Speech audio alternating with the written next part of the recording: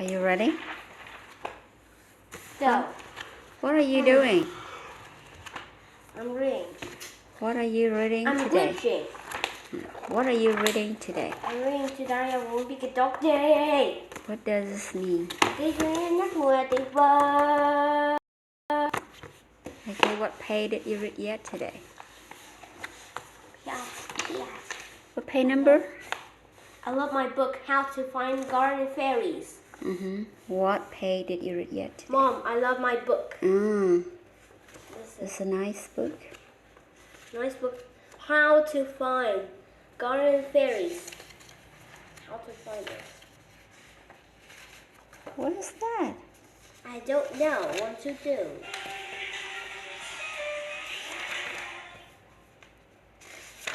Here. Yes, what page?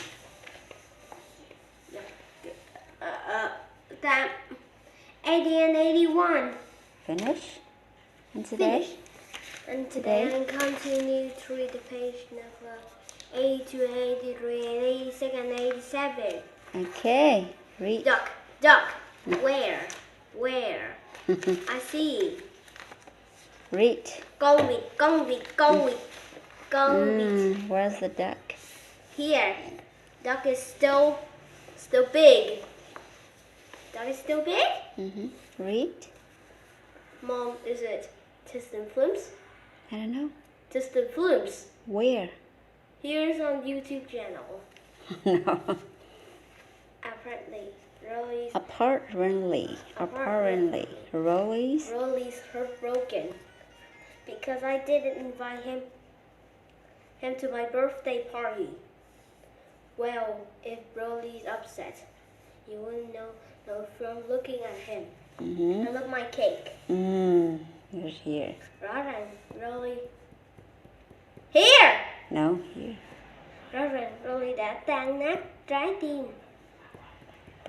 Heartbroken here. Kinh. Heartbroken. Thôi không mời nó đến dự sinh nhật không? Thực tế là bạn không thể biết được Rolly đau khổ đến đâu nếu chỉ qua việc quan sát nó. I just want to... It's this car. Read this. It's a car? Here? Yeah. Here? Here. Read. I just wanna say I think it's thing that really gets to go to the country club even though he still owes money on the fruit smoothie bill. Why little bills? Tôi chỉ muốn nói. Oh, here. Every time I see Roy, he pairing around with his dad. So the way it looks to me, he's already got himself a new best friend. Magic me. Mỗi khi nhìn thấy Rolly, nó lại giả vờ lời của anh bố nó. Vì vậy theo tôi, Rolly đã có một người bạn thân mới. Next. Next paragraph. Next. I just want to say, I think it's things that Rolly gets to go to the country club even though he still owes money on that fruit smoothie bill. Tôi chỉ muốn nói rằng thật có chịu rồi vẫn đến câu lạc bộ ngoài trời trong khi nó vẫn chưa thanh toán hóa đơn xin tố hoa quả. Unfortunately, Rolly drew me later and said shit with his dad is starting to affect my life. Mom says the way Rolly and his dad hang out together is neat, and that me and dad should go fishing or play catch in the front yard or something. Duck. Duck is still big. thật không may, mối quan hệ thân mật của Roy với bố nó lại bắt đầu ảnh hưởng đến cuộc sống của tôi. Mẹ nói cách Roy và bố nó đi chơi với nhau là cần thiết và rằng hai bố con tôi nên đi câu cá hoặc chơi trò gì đó sân trước. It's not time for. No. Because I don't know. I don't read math. Okay. Because 10 It's too late. I know. 10 o'clock. Here. Because 10 o'clock. Because 10 o'clock. Okay, read this. Because it's still impossible. I don't read math. Okay, I know. Because 10 o'clock. Okay. But the thing is, me and Dad just aren't cut out for that kind of father-son stuff. The last time Mom tried to get me and Dad to do something like that together, it ended with me having to pull him out of Rapinock Creek. Rapinock. Read. Nhưng có điều là tôi và bố không thuộc tuyết cha con như vậy. Lần cuối khi mẹ cố thử cho hai bố con tôi đi chơi cùng nhau, và nó đã kết thúc với việc tôi phải kéo bố ra khỏi nhanh xong What does? Read. duck. Where? A big duck. Ah. A big duck. Okay. It's a big duck. Read. It's a big duck. Quickly. Here. Yeah. Here. Read. Mom won't let it go. No, she says. She says she wants to She see. wants to see more affection between Dad and us boys, and that creates some really awkward moments. Read. Tuy nhiên mẹ sẽ không đời nào bỏ qua cơ hội để cho bố con tôi gần gũi nhau hơn. Mẹ nói muốn nhìn thấy nhiều hơn tình cảm giữa bố và những cậu con trai cưng. Và chính việc đó là đã tạo ra một số tình huống dở khóc, dở cười. Hey, Mom say I need to hug you guys. Mẹ nói bố ôm mấy đứa, ôm chips. It's a system film.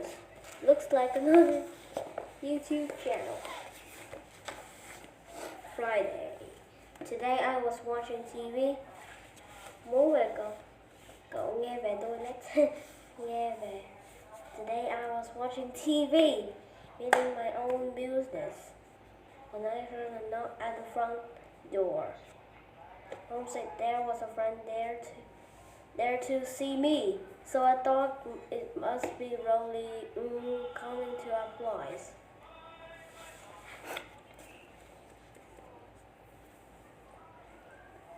Hôm nay tôi vừa xem. What day is it today? This? Thứ Sáu. Hôm nay tôi vừa xem TV, vừa mang sự Suy nghĩ về công việc, về kinh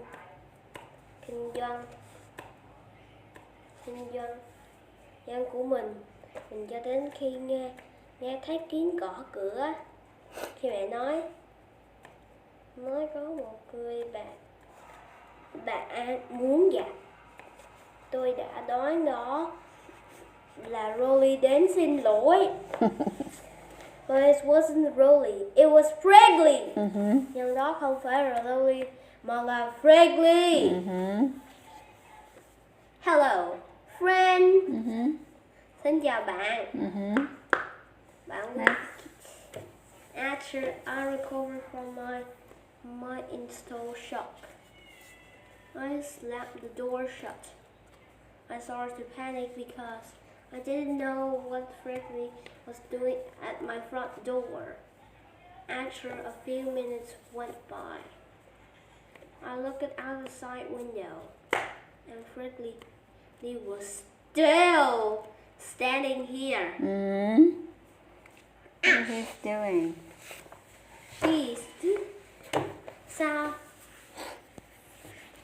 em Phúc choáng váng, tôi đóng sập cửa lại. Tôi bắt đầu cảm thấy bất an vì không biết Freddie đang làm cái quái gì trước cửa nhà mình.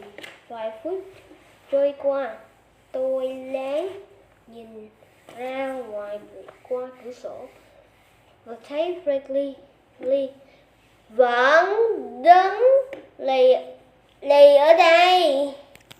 Ở đấy. Okay, next. I knew I had to take drastic measures. Louder. So I went to the kitchen to call the cops. But Mom stopped me before I could finish dialing 911. I'm calling the police cop. Okay. Police cop. This. Police. Or. I'm calling the police cop who went arrest you. Arrest. Tôi biết mình cần phải có biện pháp cứng rắn, nhưng lúc này nên đã đi vào bếp để gọi cho cảnh sát, nhưng mẹ đã kịp ngăn lại trước khi tôi có thể quay hết số 911. Next. Mom said she invited Freddie over. She said, I seemed lonely ever since I had that fight with Freddie, and she thought she'd set up a play date with Freddie. Shut up, Freddie. I will arrest you. You're arrested. Get in the car right now. Mẹ nói mẹ đã mời Freddie đến vì chồng tôi có vẻ cô đơn từ khi giận nhau với Rolly, và mẹ muốn thiết lập cho tôi một cuộc chơi vui vẻ với Freddie. You can stop the video here. Okay. Mark the page and close the book, please. It's too late. No more math. No, it's late. It's 10 o'clock. Is it 10 o'clock? Okay. 10 o'clock. Here. Hi. Yes. You did a very good job. Yeah. Clock's 2:20. Bye. Bye. See you tomorrow. See you tomorrow. Yes, you can go to bed. Yes. Bye. Bye. The math are coming soon. For tomorrow.